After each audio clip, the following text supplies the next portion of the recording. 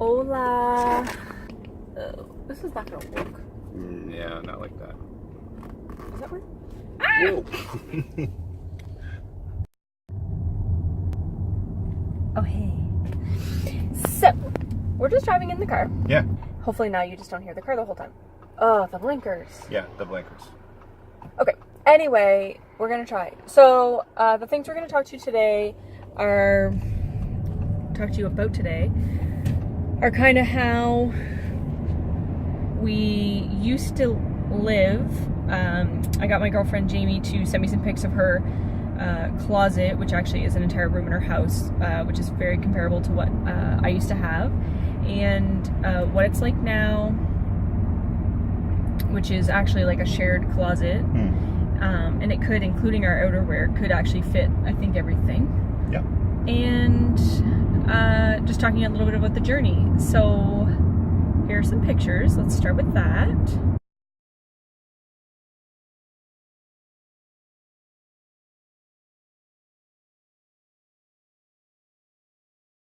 And here are some little clips of what it is like now.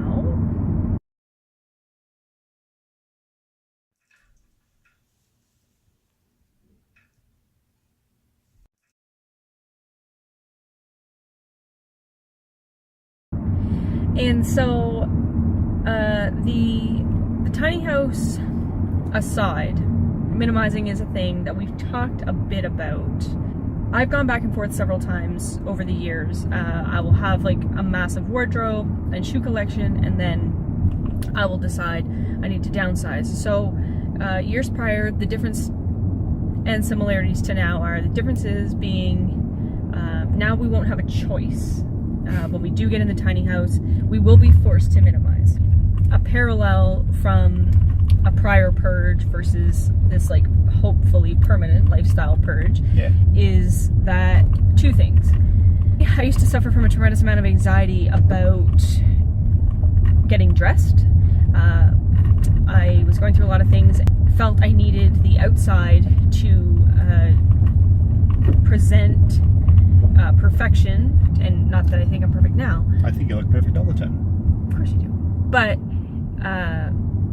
there was so much going on inside that was ugly that I just needed the outside to look good at all times. So when I started to identify and started to want to deal with some of those skeletons, for lack of a better word, I started to purge.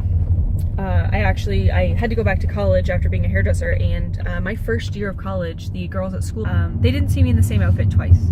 And that's a pretty crazy thing. That's a lot of clothes.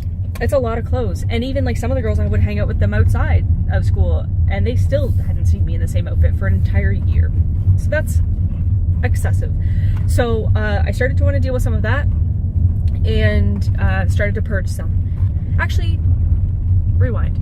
Before now, I went through a time where my skin was so sensitive that I couldn't actually wear makeup, do without my skin getting like rashy. Kind of my eyelids would get really dry, so eventually I had to stop wearing makeup altogether for like a little while. I shouldn't say eventually. So I just stopped, and I didn't like that. I didn't feel good. I didn't ever, like, I'm no Alicia Keys. That was kind of forced upon me to start to accept myself. I stopped coloring my hair blonde. Like, I was blonde. Like, every 3 weeks I would do my retouch. Now this time, the purge is being, it's causing me to really evaluate, I think, from a far healthier place, like what is really important. So I started to develop, like, the makeup collection was ridiculous. I had like probably 40 different lip colors, and then you're paranoid all day about, is it smudging, is it coming off, is it on my, you eat something, did it smudge onto my chin, etc. So I started to acquire like a few things that I really like and sticking with those, because I don't want my life or our life to be consumed by or to cause myself any stress by like, what eyeshadow combination am I going to wear today. I have a few more than I would even like now, but there's no sense in throwing them out. That's just wasteful. So replenish them. Right. Yeah. Once a favorite is gone, I will wait until the rest is gone before I purchase something new. And I've actually stuck to that. Yeah. Like, I haven't bought any makeup in a while. And same with jewelry. I don't think I own any costume jewelry that I'm not like obsessed with. So I have a few items which I'll show you. Shoes, minimized tremendously. Yeah. We still have a lot of shoes, but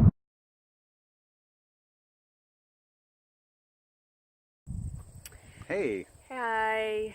So we reshot that video too many times and it just keeps not getting any better. So then we considered the content maybe needs to change, but I think the like realness and the motive behind purging and everything that's coming along with this is really important. So it is what it is, and we are now going to highlight for you the points we were trying to get across. And for our next video, I'm going to talk a little bit about the fun world of zoning and where we found we could park and not park a tiny home on wheels.